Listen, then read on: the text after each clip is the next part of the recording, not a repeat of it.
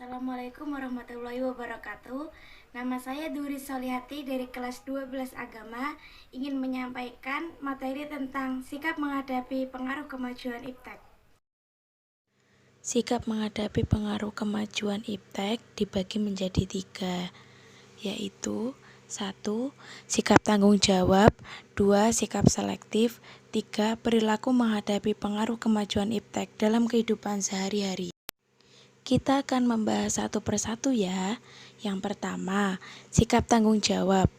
Tanggung jawab berarti berbuat sebagai perwujudan kesadaran akan kewajiban. Pancasila merupakan satu kesatuan dari sila-sila yang merupakan sumber nilai, kerangka pikir, serta asas moralitas bagi pembangunan iptek. Sehingga bangsa yang memiliki pengembangan hidup Pancasila tidak berlebihan apabila pengembangan iptek harus didasarkan atas paradigma Pancasila. Adapun sikap yang paling bijak dalam menghadapi perkembangan iptek sebagai berikut.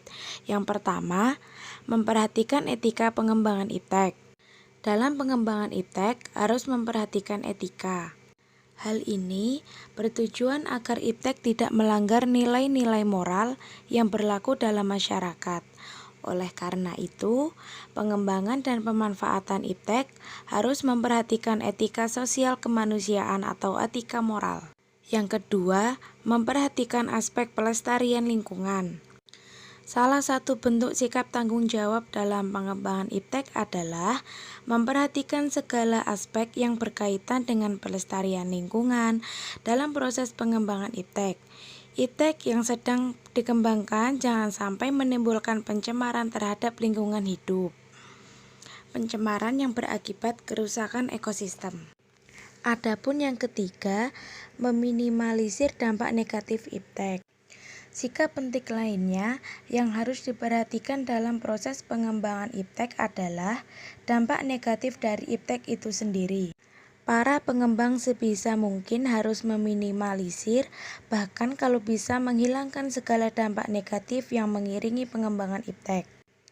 Iptek adalah produk budaya manusia. Sudah seharusnya pengembangan iptek juga harus memperhatikan nilai-nilai budaya. Nilai-nilai budaya mempengaruhi iptek, begitu juga sebaliknya, iptek memengaruhi nilai-nilai budaya. Sudah seharusnya proses pengembangan iptek jangan sampai melanggar nilai-nilai budaya. Dan yang terakhir, memperhatikan nilai-nilai agama. Iptek memang penting bagi pembangunan untuk menuju pada tingkat kesejahteraan umat manusia. Tetapi, tanpa memperhatikan nilai-nilai agama, akan muncul suatu umat manusia pemujaan terhadap iptek. Selain itu, pengembangan iptek yang tidak memperhatikan agama ditakutkan akan melanggar nilai-nilai suci yang diajarkan oleh agama. Yang kedua, sikap selektif.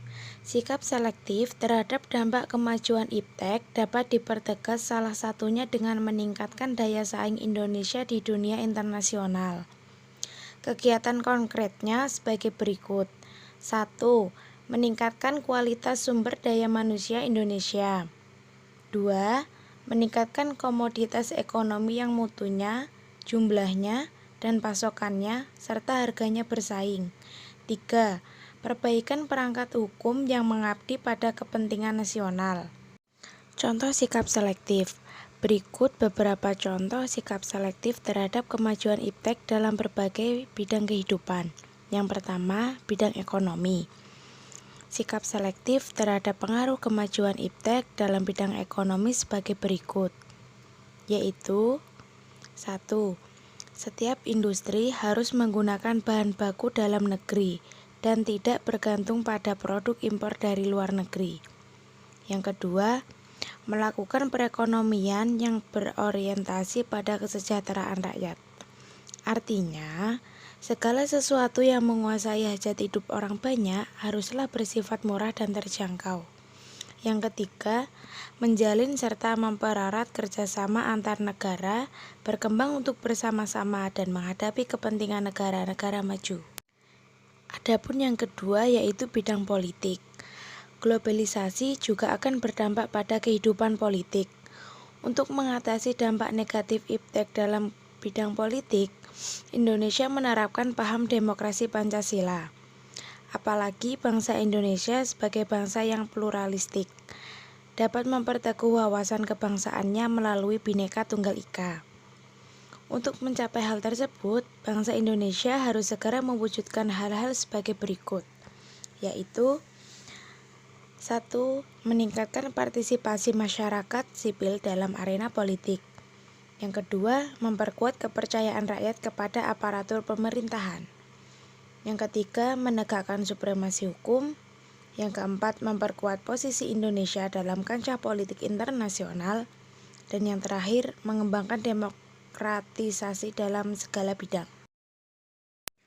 Adapun yang terakhir yaitu sosial budaya. Dalam bidang sosial budaya, kemajuan iptek membawa pengaruh dalam perilaku yang ditampilkan oleh setiap masyarakat. Adapun pengaruh globalisasi dalam bidang sosial budaya yang harus kita seleksi sebagai berikut. Yang pertama, sikap, pola, dan gaya hidup. Akibat globalisasi, segala sesuatu terus mendunia tanpa dibatasi oleh ruang dan waktu. Hal itu pun berlaku pada sikap, pola, dan gaya hidup. Sekarang, yang menjadi barometer semua itu adalah Amerika Serikat dan negara-negara dunia pertama. Melalui media-media yang semakin canggih, hal-hal tersebut menyebar ke negara-negara lain di dunia. Sehingga apa yang dilakukan oleh mereka menjadi tren dan ditiru, terutama para kaum muda di seluruh dunia. Misalnya, sikap egois, gaya hidup yang mewah, pergaulan bebas, dan lain-lain. Yang kedua, penampilan dan gaya pakaian. Karena prinsip kebebasan yang dianut oleh negara-negara barat, setiap orang bebas melakukan apa saja, termasuk dalam berpakaian. Kita bisa melihat bahwa orang-orang di negara barat suka sekali memakai pakaian yang sangat terbuka, ketat, rambut dicat, warna-warni, laki-laki memakai anting-anting, dan sebagainya. Gaya berpakaian dan penampilan seperti itulah yang sangat bertentangan dengan kepribadian bangsa Indonesia. Namun, karena ingin mengikuti perkembangan negara-negara maju, kita tidak mungkin menutup semua akses masuknya arus globalisasi. Kita harus pandai menyeleksi mana yang membawa pengaruh positif dan meninggalkan yang berpengaruh negatif. Dan yang ketiga, dasar ikatan hidup bermasyarakat. Di negara-negara barat, interaksi dalam masyarakat dibangun atas dasar semangat dagang atau bisnis. Oleh karena itu, hubungan yang terjalin didasarkan atas materi, jadi hanya semata-mata mencari keuntungan pribadi. Mereka terjerumus dalam kehidupan materialistis dengan mengabaikan semangat kekeluargaan. Padahal bangsa Indonesia memiliki dasar ikatan hidup bermasyarakat yang telah dijunjung tinggi oleh nenek moyang, yaitu kekeluargaan dan gotong royong dalam mencapai kesejahteraan bersama. Adapun yang terakhir, paham rasionalisme, materialisme, dan sukarisme.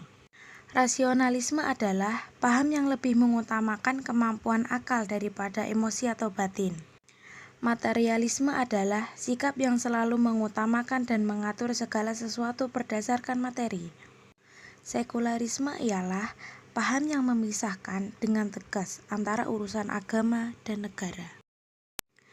Agar perkembangan ilmu pengetahuan dan teknologi yang bermanfaat dapat diserap ke dalam budaya dan kehidupan sehari-hari, kita perlu mengusahakan perubahan nilai-nilai dan perilaku sebagai berikut, yaitu terbuka terhadap inovasi dan perubahan, dapat memanfaatkan kegunaan iptek dengan baik, menghargai pekerjaan sesuai dengan prestasi, menghargai dan menghormati hak-hak asasi manusia, berorientasi pada masa depan daripada masa lampau, dan menggunakan potensi lingkungan secara tepat untuk pembangunan yang berkelanjutan.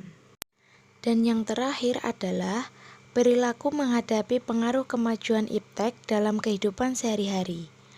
Kemajuan iptek memberikan pengaruh terhadap seluruh lingkungan kehidupan, baik keluarga, sekolah, masyarakat, berbangsa, dan bernegara. Oleh karena itu, setiap orang harus mempersiapkan diri guna menghadapi berbagai pengaruh kemajuan iptek. Hal tersebut dapat dilihat dalam bentuk perilaku di kehidupan sehari-hari.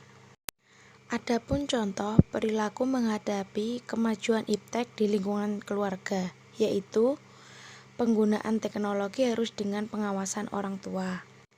Tidak menggunakan ponsel saat berkumpul dengan keluarga. Memanfaatkan penggunaan teknologi dengan sebaik-baiknya.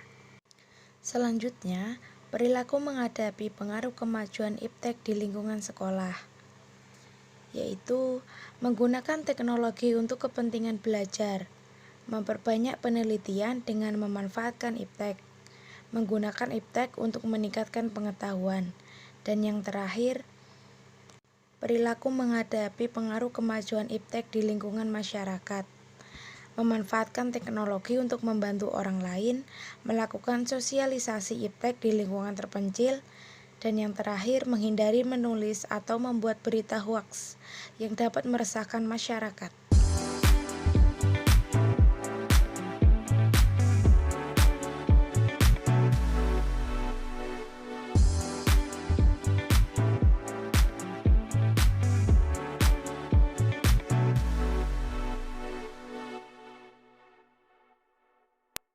Sekian yang bisa saya sampaikan. Semoga bermanfaat. Kurang lebihnya mohon maaf. Wassalamualaikum warahmatullahi wabarakatuh.